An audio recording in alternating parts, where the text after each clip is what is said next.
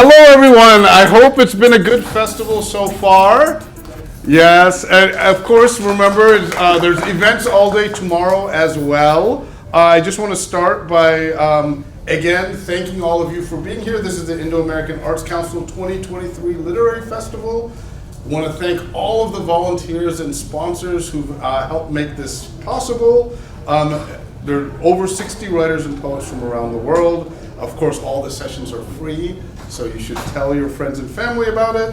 And I'm very excited. This is traditionally always at the end of the day, the poetry event. And we have some really spectacular poets with us today. And so in the interest of time, so we don't lose any time, I am, of course, Ravi Shankar. We're going to hear from 5 poets spanning the generations. And our very first poet, I'm very excited to announce, is our youngest poet on stage.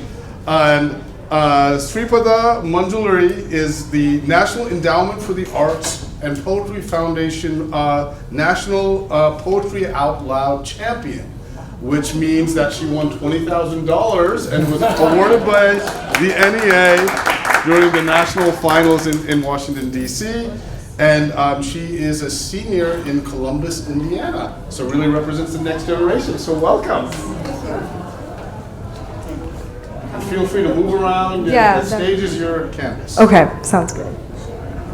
I guess I just want to start by thanking Dr. Shankar, first of all, for inviting me here. This is such a cool opportunity. I don't think I've ever been in a space where I felt so welcomed and represented. So this is awesome. So for the competition, I memorized 3 poems by different artists that I was inspired by, and I wanted to share 2 of those poems with you guys today, and 1 poem that I wrote myself. So.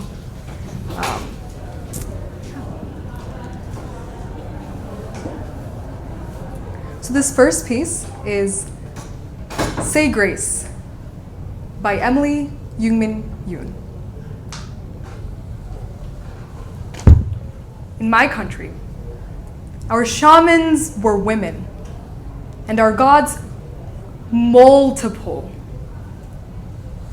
until white people brought an ecstasy of rosaries, and our cities today glow with crosses like graveyards. As a child in Sunday school, I was told I'd go to hell if I didn't believe in God. Our teacher was a woman whose daughters wanted to be nuns, and I asked, what about babies, and what about Buddha? And she said, they're in hell too.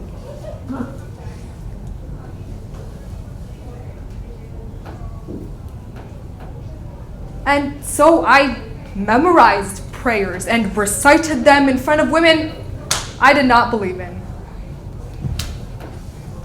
Deliver us from evil, O sweet Virgin Mary, amen. O sweet.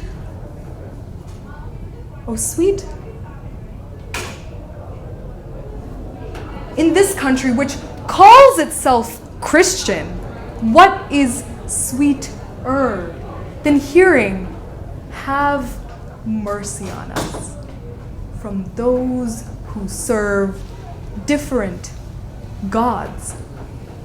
O clement, O loving, O God, amidst ruins, amidst waters, fleeing, deliver us from evil. O sweet, O sweet. In this country, point at the moon, at the stars, at the way the lake lies with the hand full of feathers, and they will look at the feathers and kill you for it.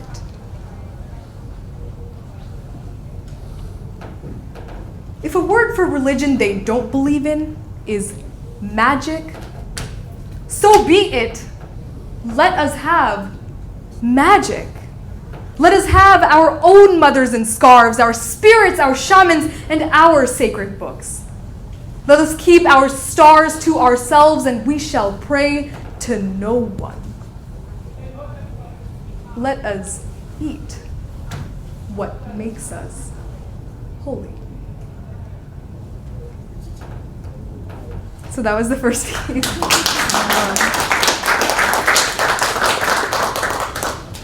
So yeah, I think I really connect to that poem because definitely being someone who practices Hinduism as a minority, I don't think we're really understood by the majority a lot of the times, especially in communities like Indiana, where it's the Midwest, there's not much diversity there. But the second poem that I wanted to share is by Garrett Hongo, and he wrote this poem after personally witnessing an event outside his window back in the 90s. And yeah.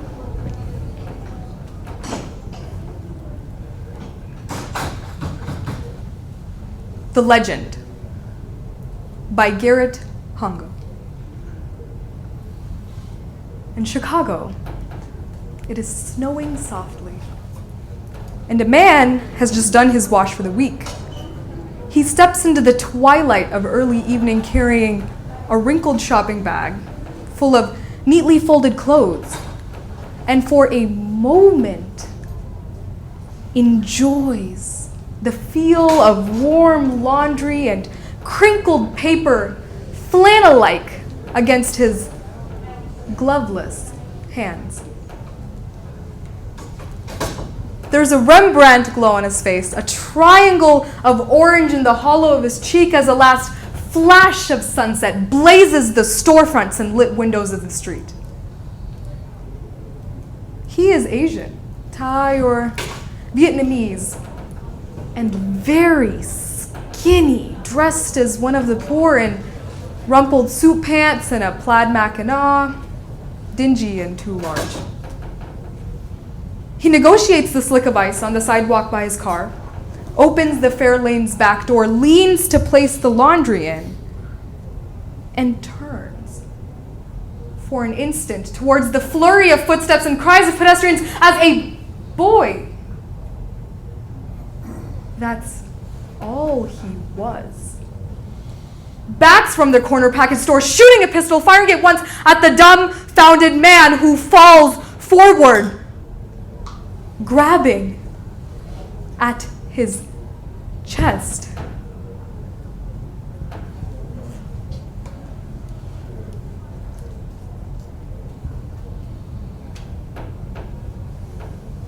A few sounds escape from his mouth. A babbling no one understands as people surround him, bewildered at his speech.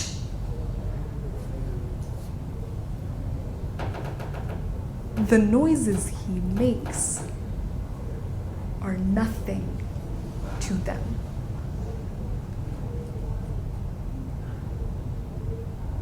The boy has gone, lost in the light array of foot traffic, dappling the snow with fresh prints.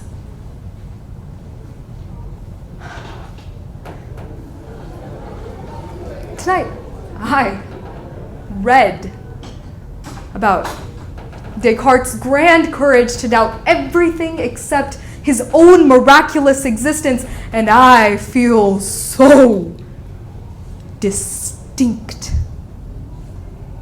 from the wounded man lying on the concrete.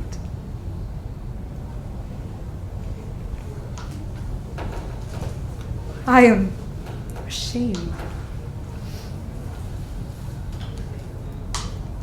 Let the night sky cover him as he dies. Let the weaver girl cross the bridge of heaven and take up his cold hands.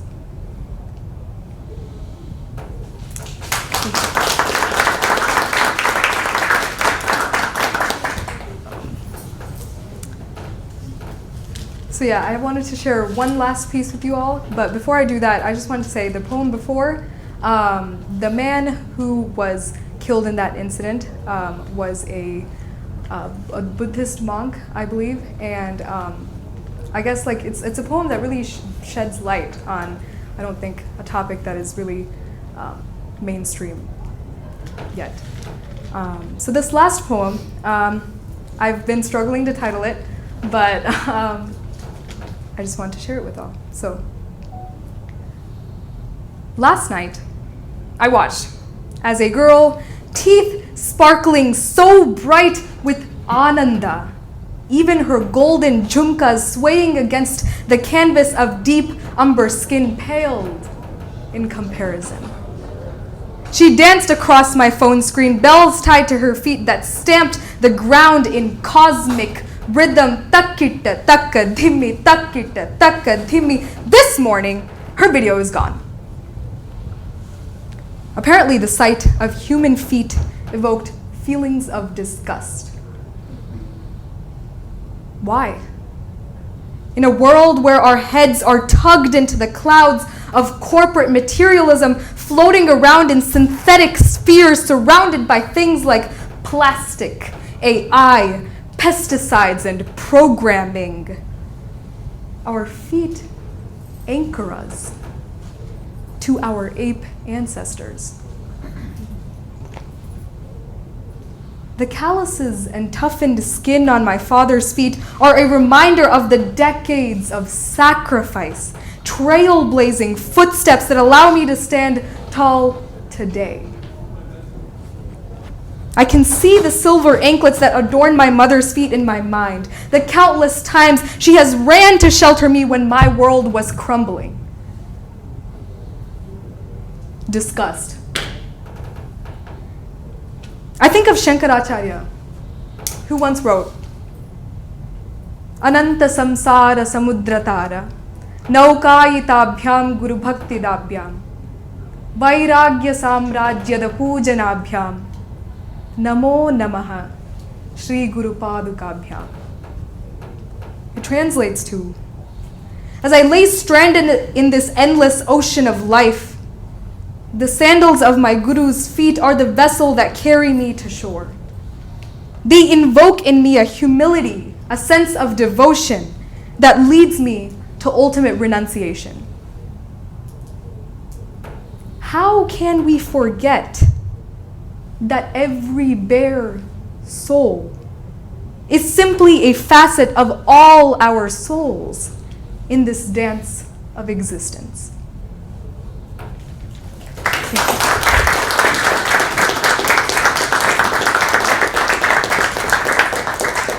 Great, thank you so much, Sreepada. Next up, we have Vivek Narayanan, born in India, raised in Zambia, and he has a number of books of poems, including Universal Beach, Life and Times of Mr. S, and what I believe we'll hear from today, After, which was just published last year. His essays, criticism, and poetry have appeared in numerous places, including the Paris Review, Agni, the Village Voice, Caravan, and elsewhere. He was a fellow at the Radcliffe Institute at Harvard and a Cullman Fellow at the New York Public Library, and has taught in many places around the world. Currently, he's coming to us from Washington, D.C. area, where he teaches in the MFA program at George Mason University. And as he will say, After is a kind of a writing through the Ramayana. Vivek. Thanks so much, Ravi, for including me in this program. I'll cut to it. After is a sort of an experimental translation of Valmiki's Ramayana.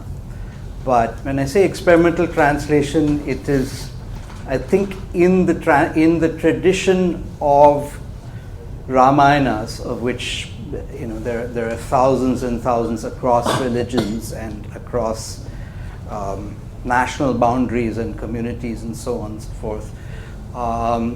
Which and I'm particularly interested in the tradition of the Ramayana that is continually rewriting itself and addressing the present. and also the Ramayanas that are the questioning Ramayanas, the Ramayanas that force you to ask questions. So it's in that spirit, I would say. Here, whereby Shiva's laser eye, desire became a wisp of smoke, forever free from the body, where in the tangle of trees and in the limbs and shoots that bind among them, the wind's fury entered the joints of beautiful boys and girls and bent them crooked, where the sons of Sagara were born to dig the soil and tear the earth in search of a stolen horse, their progeny turned to heaps of ashes, where the river Ganga brought the land to life after such devastation, only that the Asura angels might hope on to some settled end. Here, where memory burns like fat in the wildfires and in the altars that seek to tame them, where the deer is still afraid and the hunter blind. This forest was never new, Rama. It's not yours, not even after you've mastered it. So Valmiki's Ramayana, when I started reading it, was in some ways a shock because it's quite different from the Ramayanas that most Indians have in their heads, which are, obviously influenced by the later Ramayanas. And it's a complex object. It's erotic, it's violent, it's problematic. It forces you to think about different things. But above all, I think that one thing that can be said, that although Rama is very much a deity in Valmiki's Ramayana, he's vulnerable and he makes mistakes, and those mistakes are central to the plot of the Ramayana. So the later Ramayanas try to cover that up in various ways, but all the classic problems of the Ramayana that persist through the centuries found their way in here. But yeah, but it is some passages. If you get my book, you will see at the end. You can look up an online Valmiki to double check some of the things I have in here, if you like. This is called Chitrakuta.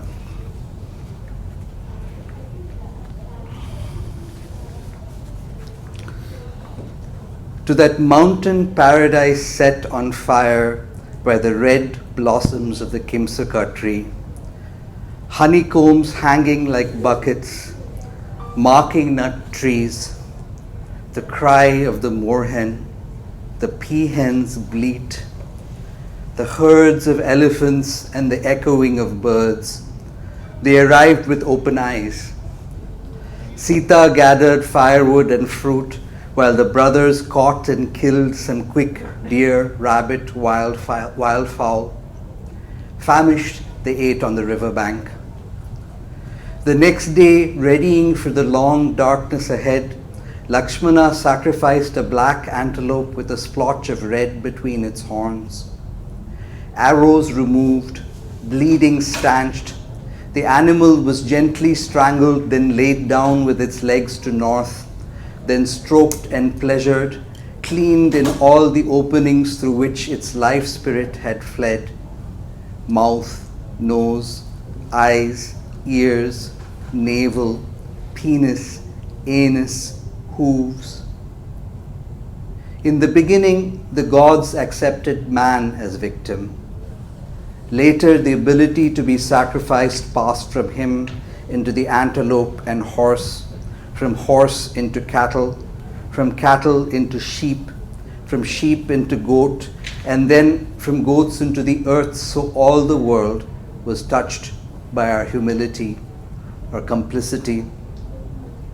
Outside the leaf-thatched hut, the animal was raised on a spit and roasted until it had attained a deep, dark brown color.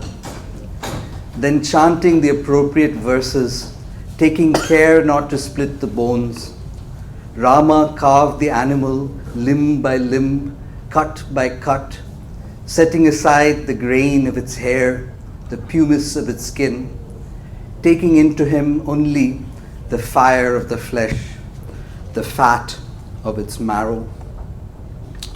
So Valmiki has 7 books, and in mine that is 4 books. The Book of City and Forest, which you've just heard from, the Book of Dreams of Nightmares, War, and then the last book is After. So this is a taste of the second book. Sometimes I draw on just a single line and kind of think about it for a little while. And in this case, there's a reference to the blood coming out of a warrior as the color of a kirmi. And kirmi, can mean insect, just insect in different languages. But I quickly realized that this is actually the cochineal, which produced a red dye. And then I realized that the word Sanskrit kirmi is related to the Arabic kirmitz and the English crimson. So there was a kind of little, electric frisson there. So I wrote a poem about it. To crimson. Is there not yet a word for blood? Must your crushed skeleton preserve it? How far did you come to vend to me the vivid of that rouge? What will made you, and made a husked crawler of you, nibbling through the lexicons, kirmi to crimson to kirmitz, crimson, kirmitz to kirmi? What hands arrived you under embroidered lock, not as colony, but shade, that all the mortal eyes could be blessed under the glancing blade? You are wet soil, oil to light the fingers, the cloak that kings ought to wear, as also the song of secret import, offered at best price to the rare, curled fear that finds it, that wants it most. Now bring me my canvas, bring me your stanza, the sun's light strikes. You are the warrior's last as it leaves him, but never from the urge to forget. Always for the little flags curling up the stem. So the book goes into the present, because the way that sort of the right-wing authoritarian forces have sort of weaponized the Ramayana, that lynch mobs. So that Rama, Jai Sri Ram becomes the word of lynch mobs. So this is my last poem, which takes us into the present. Okay. This is called In Memoriam Muhammad Aklak, 2015, Bisada village, Dadri, Greater Noida. That's in the Delhi metropolitan area.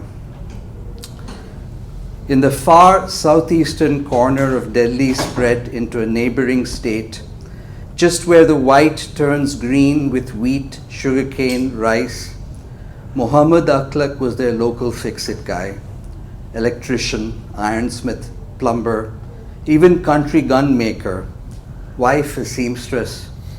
They were the service economy, as much as this modest patch could afford, where the farmers owned or worked their relatives in the fields. Aklak, friend to everyone, guy who came and did the necessary in your own home. But he was a smith, descendant of smiths, who traveled with the Hindu armies and in his 50s quietly prospered. After his son became an Air Force technician in Chennai, he began to refuse jobs even though he knew the locals too well. The fascist party leader's sons had eaten mutton at his home for Eid. Whose particular anger killed him, we still don't know, nor how much land-grabbing exercise and how much impetuous youth, how much adventure gone wrong, how much, in fact, the calculations of elders. Muhammad Akhlaq was hated for the slim pickings he'd put together, hated for his fridge whose contents were tested and retested in labs far and near. But above all, he was Muslim, the one they hated without ever comprehending why. He was proud, perhaps too proud of his son, and he'd grown pious, and his piety had only served to shame them, frame their confusion.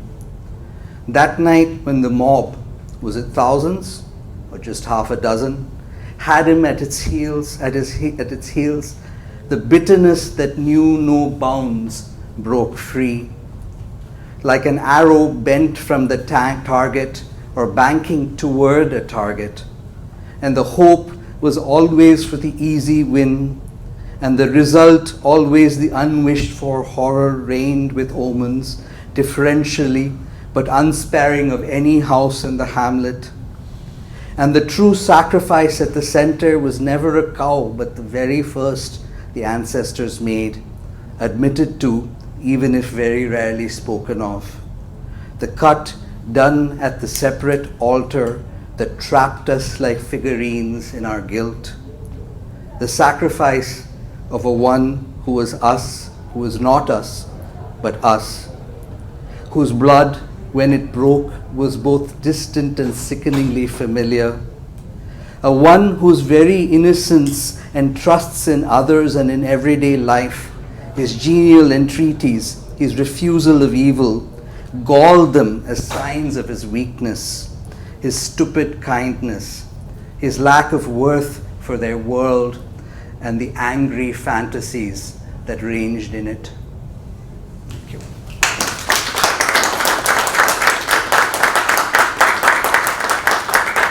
Thank you, Vivek. And it's from after. Next up, all the way from Ann Arbor, Michigan, we have Zilka Joseph, born in Mumbai, lived in Kolkata, and now is in Michigan. Her work, as we'll hear, reflects both her Indian and Bene Israel roots. She has widely published, has 6 collections now. I think this is a little out of date. And her books have been nominated for or won awards for PEN America, Pushcart, Best Indie Book Awards. She was awarded a Zell Fellowship and the Elise Chow Lee Scholarship from the University of Michigan.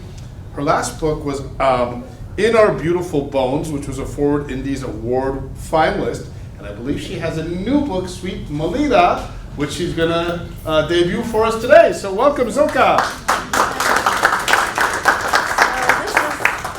First time it's seeing the light, so I'm just so happy to share this with you. The actual pub date is January, but I managed to get a few advance copies that I could bring with me here. So thank you all for coming. Thank you, Ravi. Thank you to IAAC for bringing me here, hosting me, and making me feel so welcome. Sweet Malida is really a book that came together because I wrote a bunch of food poems. I'm obsessed with food, as some of you know. And I began writing about some of the dishes I ate as a young girl in a Ben Israel home. Very secular home, and quite liberal at that. But I had a grandmother who knew some of these very intricate sweets and dishes that she knew how to make, and I only loved to eat. I was not interested really. I'd watched them making it, but I was just waiting for it to get done so I could eat it rather than figure out, the history of these things. But this book came together because I realized how many of these poems would not truly be understood without the context of the history of the Ben Israel. And I think most people know about the Baghdadi Jews of Calcutta and Bombay and the whole Far East, the Sassoons and the connection to opium, the opium trade and all of that. But very few people know that the Ben Israel community have very ancient roots. So from what the legends say, they probably arrived in 175 BCE on the west coast, on the Konkan coast. So you'll hear me referring to some of these things. And as the story goes, 2 or 3 ships were shipwrecked in a storm. And most people died in that storm. But 7 men and 7 women, as it goes in the story, survived, and it was the villagers of the Konkan that saved them, and they thrived as oil pressers. So I have an introduction to the book, and I have quite a few wonderful scholars who have studied the Ben Israel write something for me. So I'm going to start with, I needed to give a little context. The first poem in the book is really an invocation to Prophet Elijah, who is very, very special to the Ben Israel. And we make this bowl of malida, as you will see on my book cover. It's a bowl of poha, that is flattened rice, sweetened with coconut and lots of fruit. And it's basically a Thanksgiving, and so it could be done for any ceremony of Thanksgiving. Eliyahu Hanabi, the Malida ceremony of the Ben Israel.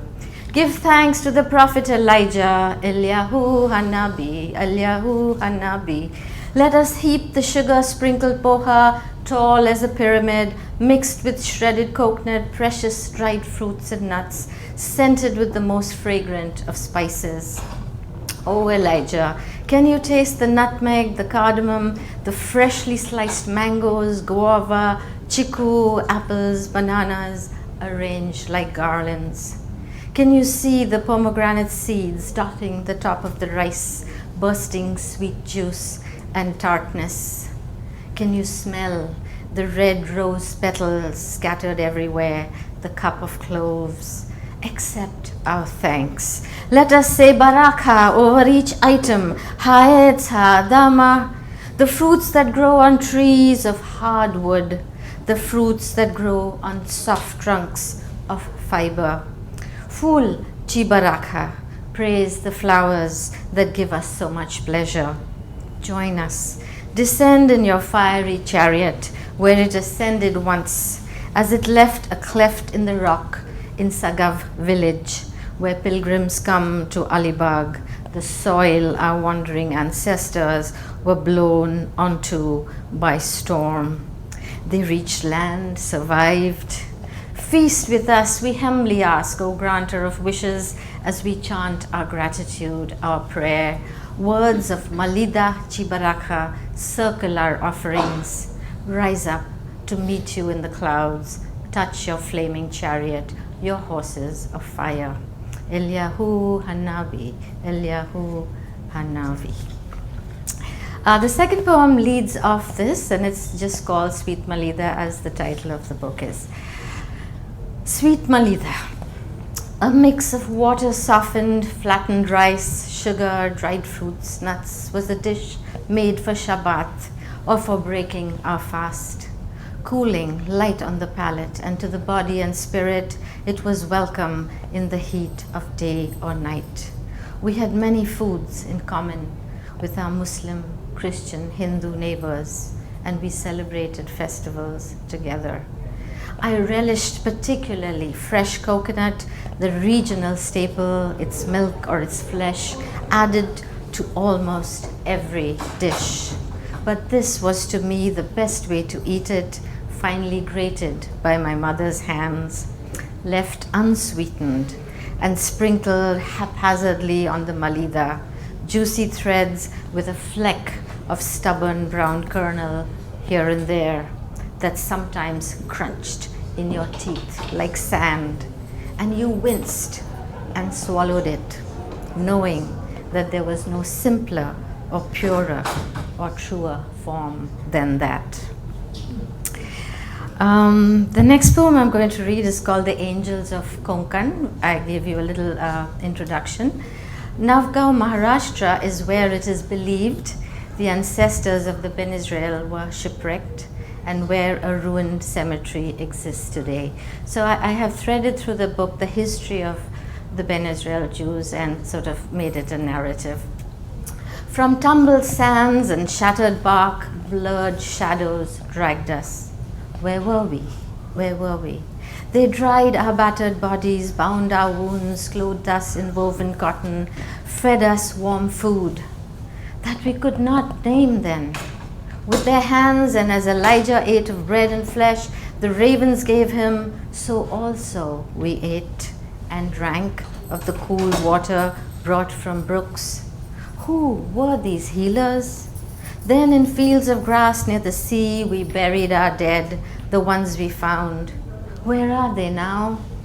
Set gravestones to remember, they let us pray as we wished, and giving thanks to Adonai, learned the craft of oil pressers. Or did our tribe know it already?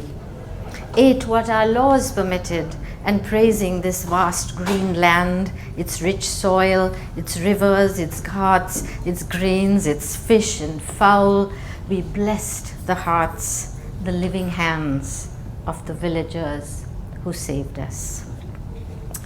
I'm going to skip to a food poem about halwa. And as you know, I think every culture has some form of halwa. So I kind of imagined what halwa was to these ancestors when they lived in the Middle East and came on their ships and then had to learn new ways and learn a new form of halwa. So I've written a pantoum for this one because it has that repetitive obsessiveness, and if you've ever made halwa or anything that has that kind of heft, you know how hard you have to work to stir it. So that's my tribute to the halwa. And the word chik really means the sticky juice that comes out from the grain that you have soaked, and it's very hard to extract, so try it sometime. Pantum for chik cha halwa. Halwa made for festival special occasions. Okay. Whose hands worked hard to make this halwa? Whose hands soaked the mounds of wheat? How we waited 3 days and nights. How cheek was extracted from grain. Whose hands soaked the mounds of wheat, knew each step of the recipe, how to squeeze the cheek from grain, to slowly boil thick beads of juice. Did they learn each step of the recipe from a new culture, from a new land, to slowly boil the thick beads of juice? Did they miss loved ones left behind from a new culture, from a new land? Did they taste their ancestors' food? Did they miss loved ones left behind? Those lost in the deluge, shipwrecked. Did their tongues taste their ancestors' food? Was this so different from sweets of home? Those lost in the deluge and wreck would never come back to life.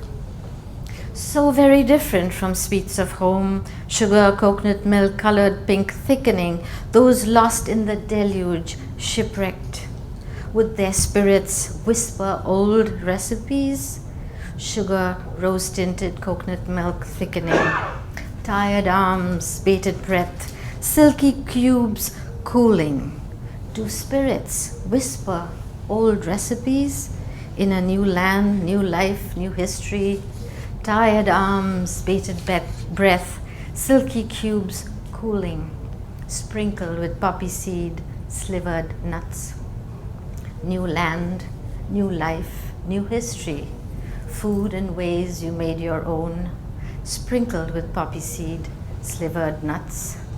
How we waited, the food and ways you made your own, your hands working hard to make this halwa. And I think you'll understand how the whole metaphor of reinventing yourself, you talked about it a lot today, of coming to a new land and building a new history. And I'm going to end with an extract from my long poem called Leaf Boat. There are a lot of maritime images in this book as well because of the sailors. So I'm just going to read a couple of sections and end with that. In the Sundarbans, the sun is sinking, mangrove roots like ribs, fields and fields of fiddler crabs. Fishermen light kerosene torches on the deck, lock themselves below. The boat rocks and tilts, the hurricane lantern shakes, tiger claws break through wood. The widow's village is full. Where are the fishermen, the honey-gatherer husbands? I shall fear no evil in this valley of tides. We walk through the shadow of the unknown world. My third eye is the unsleeping captain of the dark. In New York, his ship pulled out, Dad said. Above the roar of the engines, they shouted to him, "A girl child, a girl child."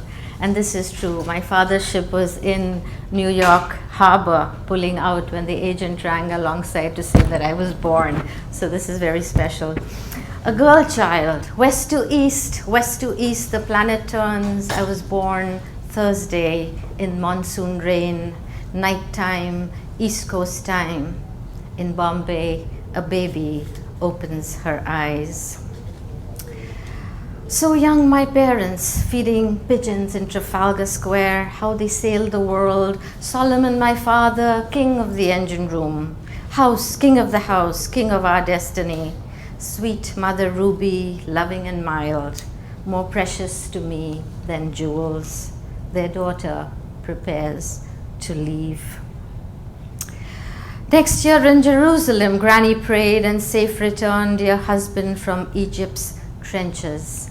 My grandfather was a doctor in World War I. He fought for the British.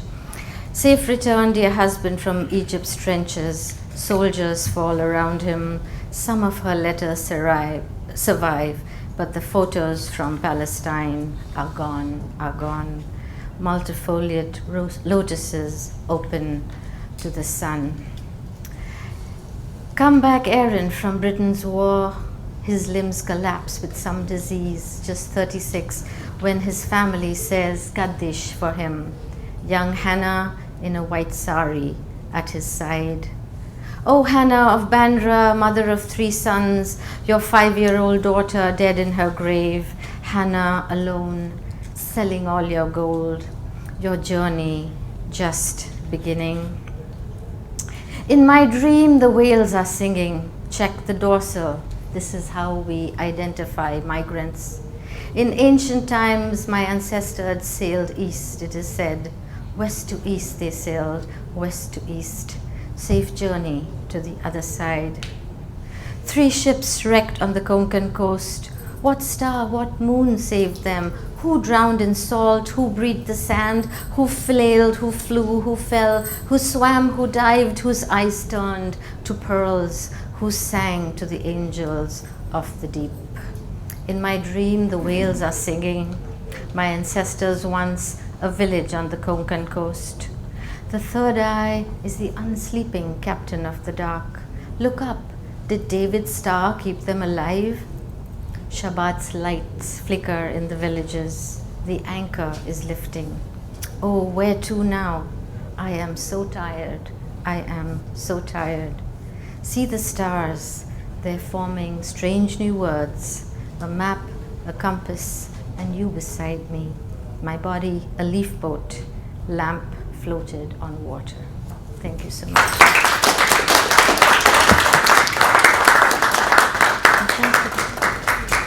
Thank you, Zilka. Next up, we have all the way from Miami, Jaswinder Bolina, who has a brand new book that is just out this year, English as a Second Language and Other Poems, just out with Copper Canyon. I'm very excited to hear work from that. But Jazz is also a terrific essayist. Had a book of essays called Of Color that came out in 2020 from McSweeney's. His other books include The 44th of July, PEN America Open Book Award winner, Phantom Camera, the Green Rose Prize in Poetry winner, and Carrier Wave, which won the Colorado Prize for Poetry. His poems have appeared in many places, including Best American Poetry, The New Yorker, American Poetry Review, and his essays can be found in a lot of places as well, including the Washington Post, Poetry Foundation, Paris Review, and elsewhere. And we're very happy to have you with us, Jazz. Thank you so much. Welcome. Thank you. I'm just going to sit, if that's okay, and I'm just going to read 4 poems unless I look over at Ravi and he says stop. This is a story, not mine. It's about the first time my father ever ate a hot dog. It's called English as a Second Language. We came upon a line of English, eating dog, we thought, on plump bread, steamed and slathered with a drab yellow chutney from a cart in the Kew Gardens. Villains, they looked to us, offending nature. But we asked the dogwala for one apiece. Me, your Gyan uncle, and the elder Sahota, who held up 7 fingers, then pointed to the sky, a code of theirs he'd broken. The dogwala just shook his head, counted our shillings, surrendered 3 green glass bottles of 7-Up, 3 warm logs in aluminium. In 1967, you could hear a song by the Beatles on anybody's radio. But what did the Beatles know about us? Huddled together in our conspiracy on a bench beneath a kind of tree I'd never seen before. Anyway, we were young and having fun, the shit-eating grin on Gyan's face as we brought the dog meat to our mouths. When you sack the villain's estate, you have to raid the villain's kitchen. You dress in his top coat and drink his gin. You set his horses free and drive them home through the rain. You see, we weren't afraid. We didn't come here to become like them. We came here to eat.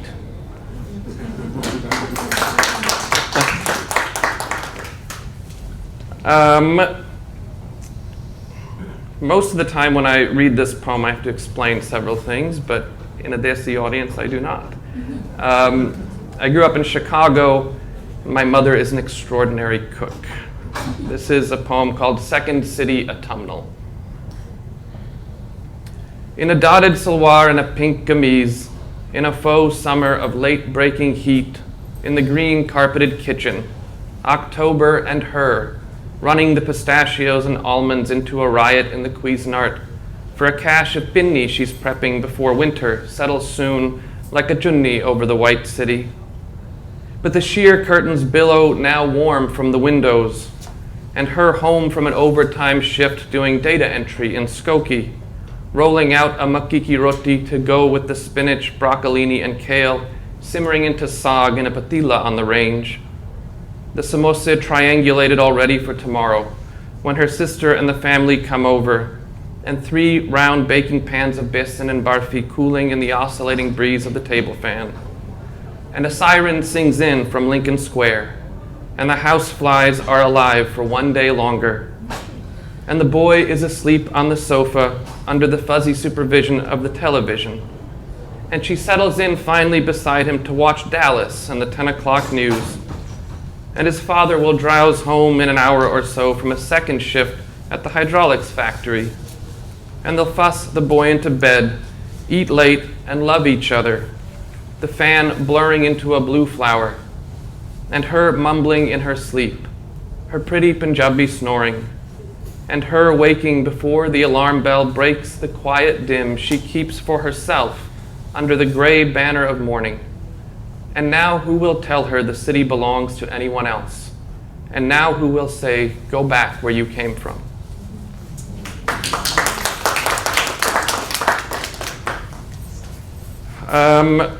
Just 2 more. As you may have known, there was a pandemic a couple of years ago.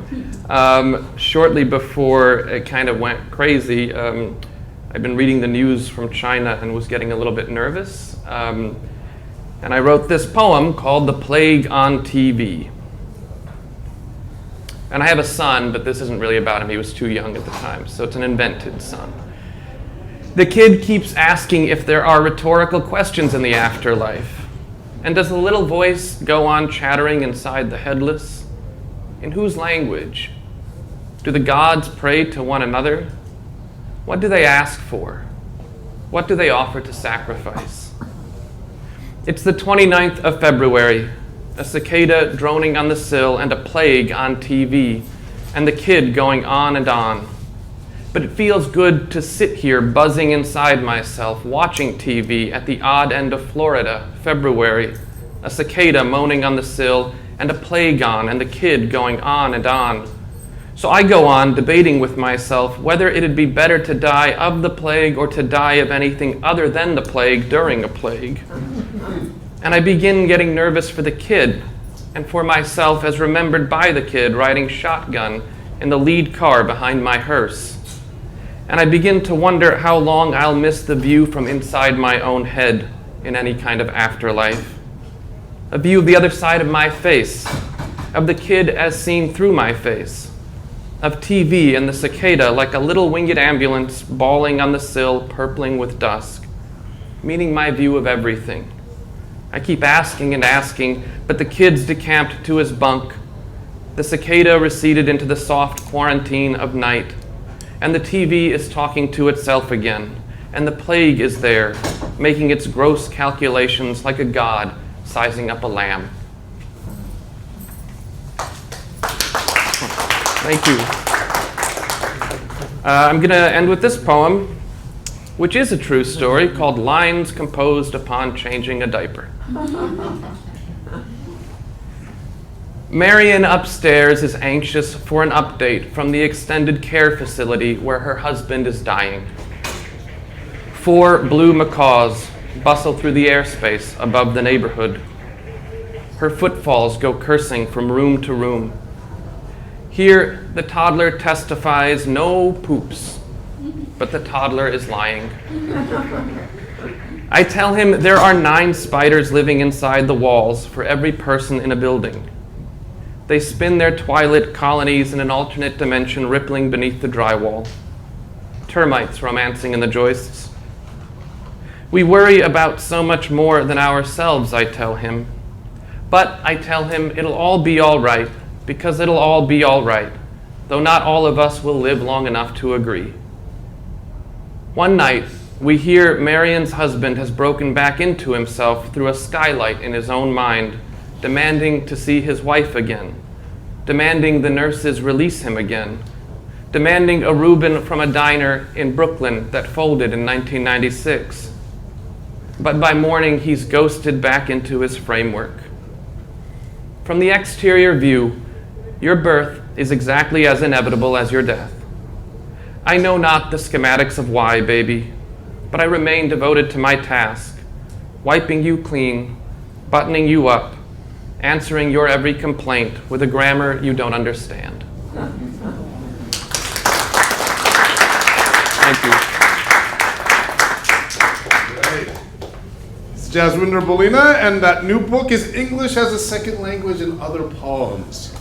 Thank you all for being here for this extraordinary day. Remember, there is stuff happening tomorrow as well, so you should come again. And this brings us to our final reader today.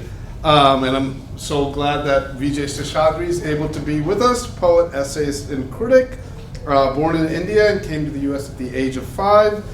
He's the author of a number of books, including Wild Kingdom, The Long Meadow, which won the James Laughlin Long Poem Prize, 3 Sections, which won the Pulitzer Prize in Poetry. In fact, Vijay is the first Indian or Indian American to ever have that distinction.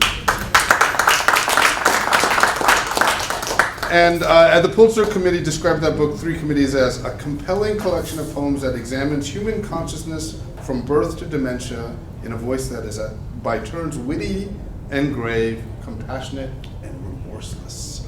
Seshadri has received various fellowships from New York Foundation for the Arts and the NEA, the Guggenheim, worked as an editor at The New Yorker, and currently teaches at Sarah Lawrence, where he directs the graduate program in nonfiction writing. So what a pleasure. Vijay and I were on stage over a decade ago at the Hillstead Museum, the Sunken Garden. You remember that? I was just thinking of that the other day. So welcome. So glad to have you, Vijay. So I, actually had, I'm going to sit too.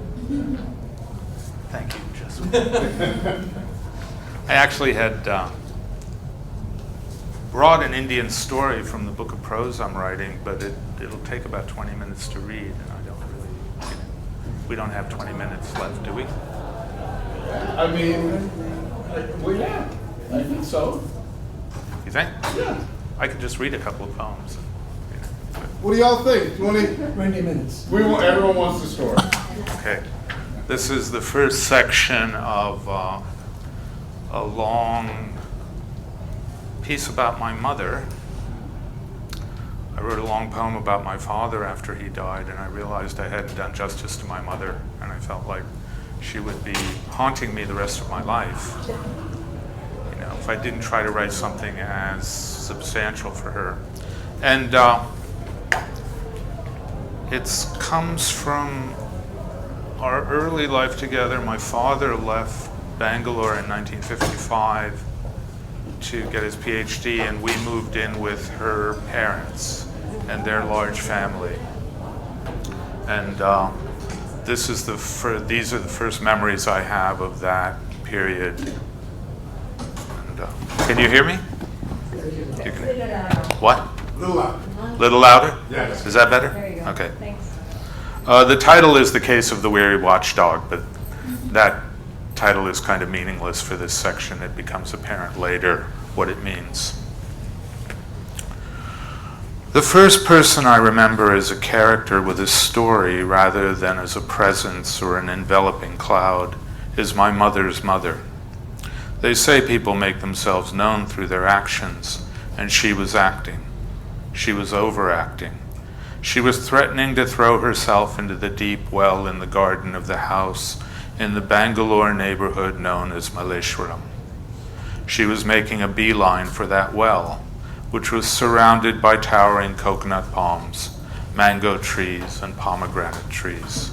She had that look of inexorable, furrowed suffering on her face that leaps out from most of the half-dozen black and white photographs of her that I have in my possession. Her sari had been bunched up and tucked into itself at her midriff so she could move more easily. Two of my younger aunts, not yet teenagers, were trailing after her, crying and pleading. They wore off-white embroidered muslin skirts. Their long, straight black hair had been brushed with coconut oil, severely parted, slightly off-center, and braided tightly into plaits that hung down their spinal columns. The plaits were bouncing in agitation as they tried to pull their mother back to themselves.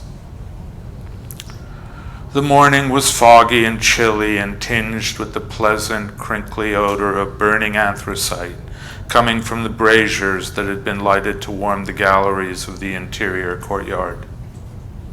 Winter, peculiarly shallow, subtropical and short-lived, had come to Bangalore in the Deccan Plateau. Because of the chill and the fog and the anthracite, I can be almost certain that I wasn't yet 3 years old. By my third birthday, in the middle of February 1957, warm weather and brilliant mornings would have reestablished themselves in South India. And this memory couldn't have been of events that occurred later than that birthday. It couldn't have been 9 months later or more, when the chill and the fog would have returned, because by then my grandmother would have been dead for many months. There's another element of this memory, a natural object, a concave fragment of a honeycomb about the size of a bread plate, gray and desiccated, lying on the ground. I am squatting in front of it, fascinated by the latticework of enjoined, perfectly regular pentagons, face to face for the first time with geometry and its mysterious abstract presence in the organic world. The intricate, mesmerizing regularity and the vividness of the image make me wonder whether it was the honeycomb or my grandmother's anguish and the commotion surrounding it that triggered this very early moment of self-awareness and fixed it in my mind. Which is which? Which came first? I can't tell. Time has obliterated itself, obliterated its sequences, which accommodate the pattern of cause and effect.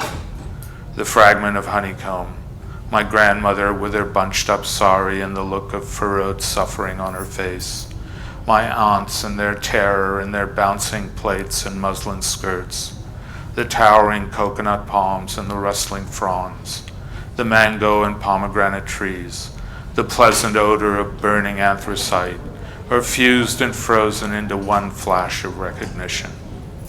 Only forcing the memory into language, only giving in to the impulse to narrate and embellish makes a shape in time. A shape in time, a linear sequence, is, though, a quality that inheres in my next memory from a few months later. This memory also revolves around my grandmother. I can put it down like a tracking shot in a shooting script, and it is rich enough in detail that I can tell it in the present tense. I find myself in the yard again, and again I'm unaccompanied, walking toward the black Citroën sedan poised on the long driveway of tamped-down red earth. There is a man near the car. His shirt is tucked into his khaki slacks. This most likely means that he is working and not idling. Most likely, he is the driver of the car. He has on his head the kind of cap associated commonly with Jawaharlal Nehru, the sitting prime minister, but which was invented by Gandhi, an inventive type, and is therefore known as the Gandhi cap, or sometimes the Congress cap, after the Congress Party, Gandhi's party, and Nehru's. The man motions with his head graced by the Gandhi cap toward the porte cochere. Hogapa, go, little father, he says. The month is April, and though we're in Bangalore on the Deccan Plateau, where the weather is mostly mild and delicious, we are still in India. April is the hottest month, and I can feel the heat of the red earth discomforting the soles of my bare feet. Ahead of me are borders thick with hibiscus, and people milling around the teak double doors of the house, which have been thrown wide open. I navigate past them to the entrance hall. The soles of my feet, distressed by the hot red earth of the yard, feel the cool, smooth, soothing marble of the foyer. This is my first remembered experience of pure relief. The next moments are filled with more first recognitions. I acquire an understanding of scale and of the principle of comparison, while pushing through the forest of adult legs crowding toward the small room to the right of the wide staircase. At the back of the entrance hall, I know for the first time that I'm small and they are large. I'm short and they are tall. I'm introduced to death, human death, for the first time. When I make it to the threshold of the room, I see my grandmother laid out on the floor, according to the custom of her people, carefully groomed and dressed in a pale silk sari, ready for her cremation. Her husband and children are seated in a semicircle around her. Some are sobbing, some are wailing, some cry quietly, some keen, Amma, Amma. They're all there, my aunts and uncles, all but the two who died before my time. A boy, Sampath, succumbing to a fever as an infant, and another boy, Gopala, the eldest son, who took his own life at age 16. My 5 aunts are there, Paddu, Lilu, Papani, Kusma, and Priti, and my 4 uncles, Varda, Kalu, Pritha, and the baby of the family, Premi, a year older than I am and the companion of my early childhood. The woman laid out on the floor was married, or more accurately given by her parents, at 14 to a person of promise, a Sanskrit scholar and an engineer 9 years her elder, who craved and idolized and coveted her to excess. She is at this point in time only 43 years old. The official cause of her death is a cerebral hemorrhage. Down the years, though, it will be an article of faith among the aunts and uncles weeping around her, all of whom will have 2 children or less, that bearing 12 babies at a steady clip of 1 every 2 or so years between the ages of 16 and 39 is the actual reason she is lying here lifeless. Among the children of her children, especially the women, the teenage marriage and the 12 babies will be a reason to shudder about the medieval world from which they were outsourced. I, the only grandchild who knew her, am still standing at the threshold, waiting for reality's next incursion. My attention, though, is fixed not on my grandmother, but on the young woman sitting by her head, erect, with her legs folded under her, crying quietly. This young woman, age 27, is my mother, Champaka Lakshmi, named after a magnolia blossom and a goddess.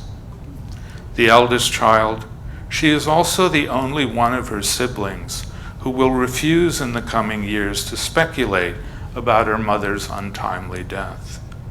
She is by nature disciplined and continent, by nature averse to reasoning not solidly factual.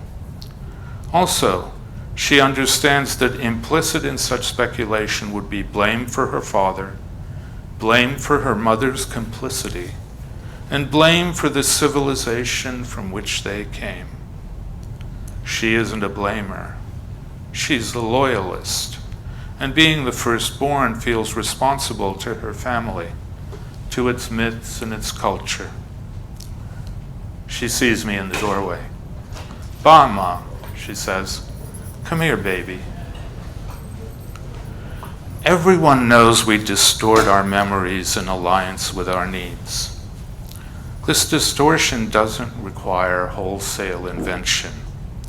Often, nothing more than a self-serving narrative emphasis is enough to give us a usable fiction. For almost as long as I've remembered this sequence of events, my distortion has been to see it as having a climax, an epiphany, and to see that epiphany as being my response to my mother's asking me to come to her. I resist. I refuse to enter the semicircle of mourning and grief. I want to think it out before I commit.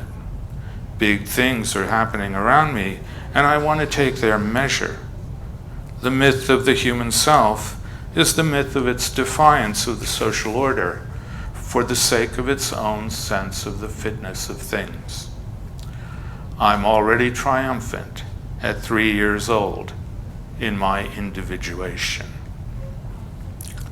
But in the years since my mother died, the years when I've encountered her only in recollections and dreams, I've looked more keenly at and listened more forcefully to this memory, which contains the first image I retain of her.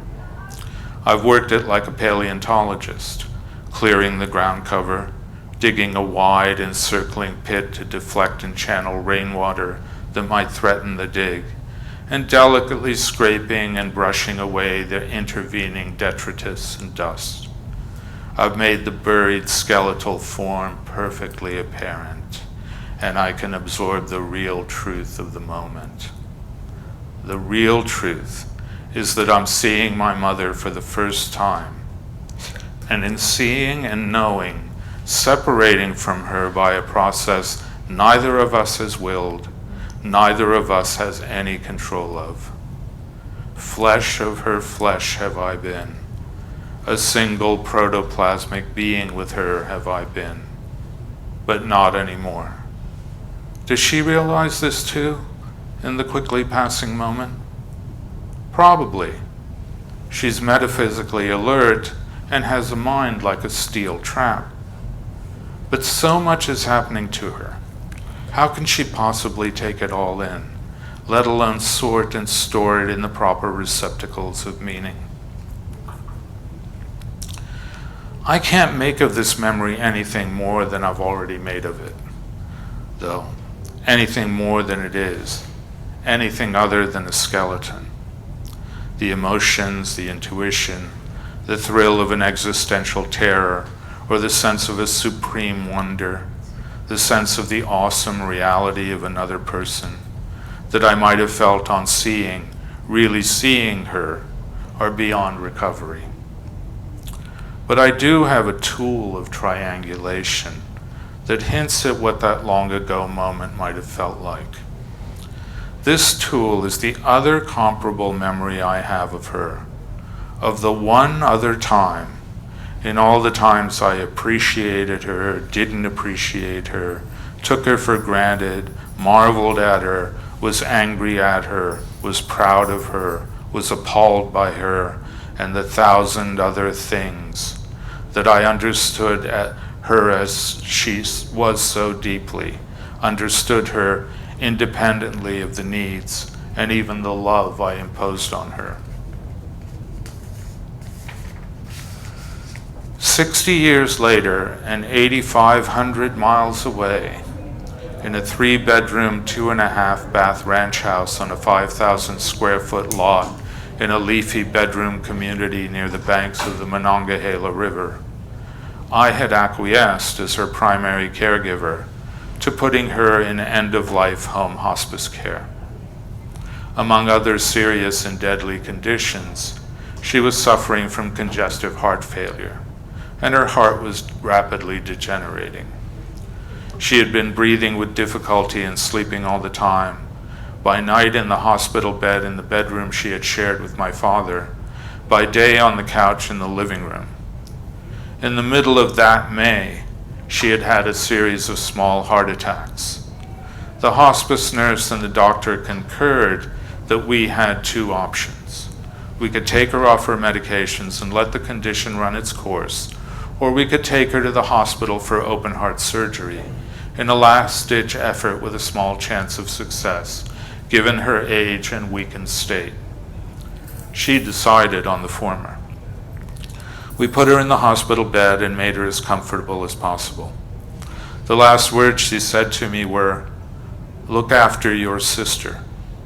My sister, almost 7 years younger, born in Ottawa and living in Spain, was still traveling home.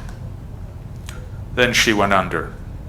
She had the prongs of a nasal cannula attached to an oxygen tank in her nostrils.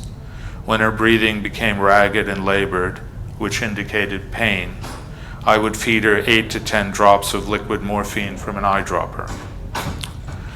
Through that day and into the next day and the next night and the day after, with people coming in to say goodbyes that she didn't or didn't seem to register, through the ragged breathing and the administrations of morphine, through the adjustments and readjustments of her body made by the hospice nurse when she came, or by the caregivers I had hired, she would moan occasionally, but did not in my hearing say a word. Then, in the spring twilight of the 3rd day, in her 87th year, to my perpetual wonder at her human mystery, as I was straightening out a pillow that had shifted beneath her head, she cried out, "Amma, Amma," calling out for her mother, not as she did over the body in the room in Malleshwaram that morning, almost a lifetime away, but as she must have 24 years earlier, before that morning, with a slightly rising plaintive and questioning inflection, when she was a small child waking up in the dark. Thank you.